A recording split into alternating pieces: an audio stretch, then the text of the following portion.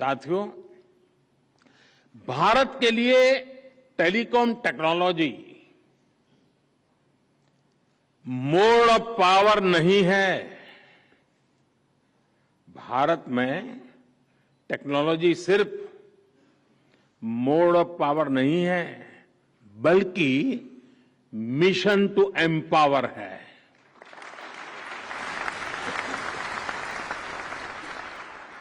आज digital technology Bharat में universal है, सबकी पहुंच में है। पिछले कुछ वर्षों में भारत में बड़े स्केल पर डिजिटल इंक्लूजन हुआ है। अगर हम ब्रॉडबैंड कनेक्टिविटी बात करें तो 2014 से पहले भारत में 6 करोड़ यूजर्स थे। आज ब्रॉडबैंड यूजर्स की संख्या 80 करोड़ से ज्यादा है।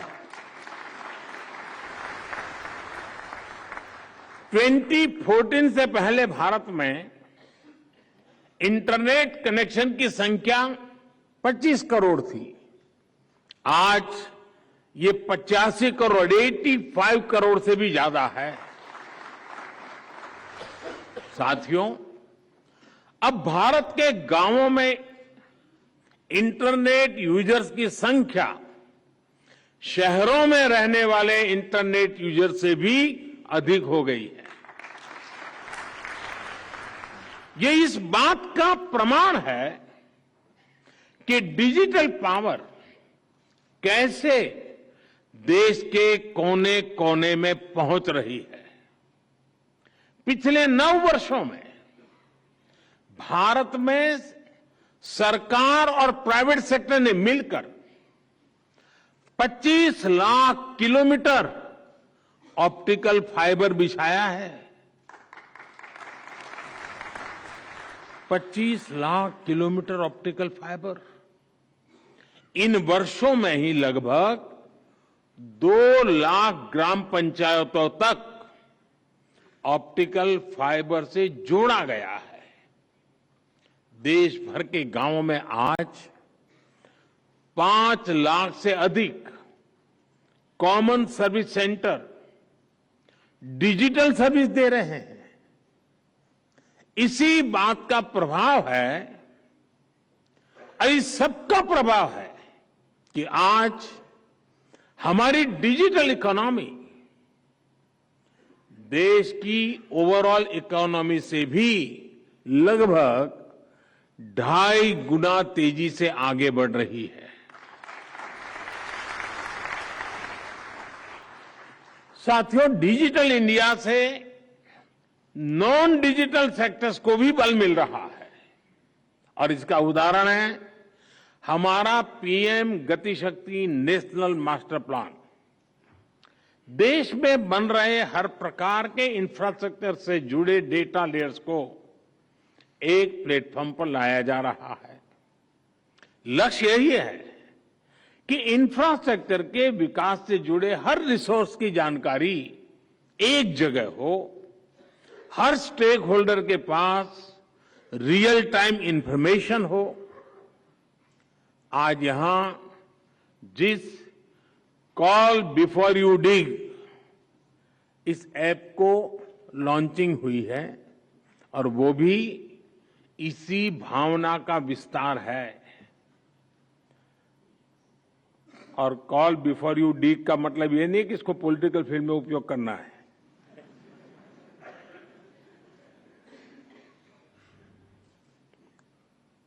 आप भी जानते हैं कि अलग अलग प्रोजेक्ट्स के लिए जो डिगिंग का काम होता है उससे अक्सर टेलीकॉम नेटवर्क को भी नुकसान उठाना पड़ता है।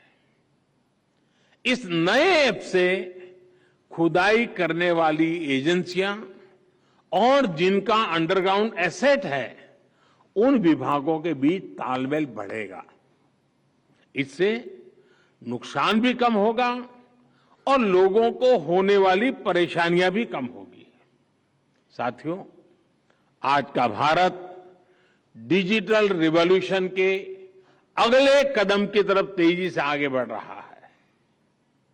आज भारत दुनिया में सबसे तेजी से 5G रोल आउट करने वाला देश है।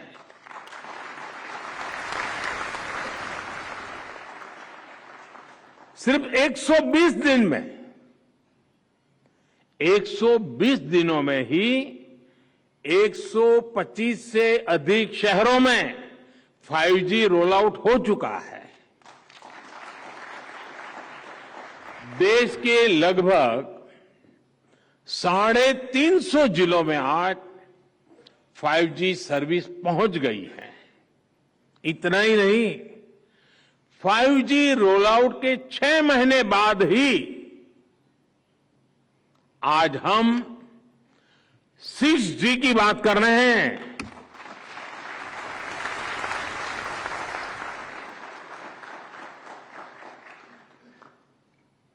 और ये भारत का कॉन्फिडेंस दिखाता है।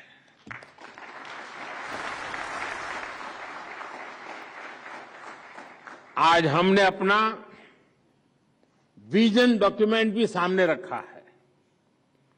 ये अगले कुछ वर्षों में 6G रोल आउट करने का बड़ा आधार बनेगा। साथियों, भारत में विकसित और भारत में सफल टेलीकॉम टेक्नोलॉजी आज विश्व के अनेक देशों का ध्यान अपनी तरफ खींच रही है।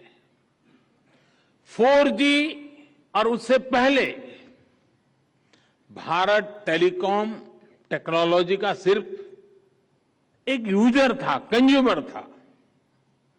लेकिन अब भारत दुनिया में टेलीकॉम टेक्नोलॉजी का बड़ा एक्सपोर्टर होने की दिशा में आगे बढ़ रहा है। 5G की जो शक्ति है, उसकी मदद से पूरी दुनिया का वर्क कल्चर बदलने के लिए भारत कई देशों के साथ मिलकर के काम कर रहा है। आने वाले समय में भारत 100 नई 5G लैब्स की स्थापना करने जा रहा है। इससे 5G से जुड़ी अपॉर्चुनिटीज, बिजनेस मॉडल्स और एम्प्लॉयमेंट पोटेंशियल को जमीन पर उतारने में बहुत मदद मिलेगी। ये 100 नई लैब्स भारत की यूनिक नीड्स के हिसाब से 5G एप्लीकेशंस डेवलप करने में मदद करेगी। चाहे 5G स्मार्ट क्लासरूम हो, फार्मिंग हो, इंटेलिजेंट ट्रांसपोर्ट सिस्टम्स हो या फिर हेल्थ केयर एप्लीकेशंस, भारत हर दिशा में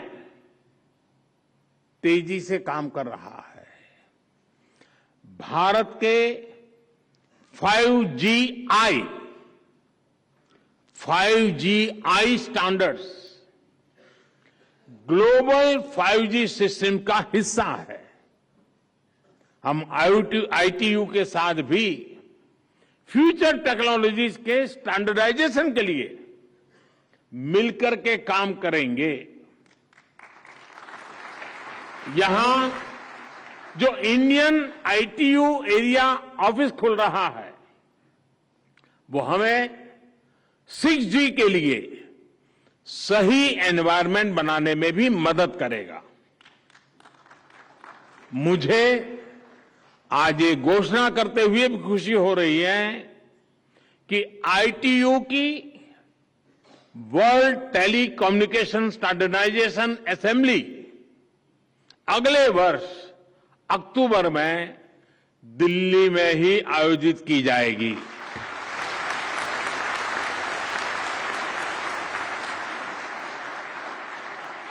इसमें भी विश्व भर के प्रतिनिधि भारत आएंगे मैं अभी से इस इवेंट के लिए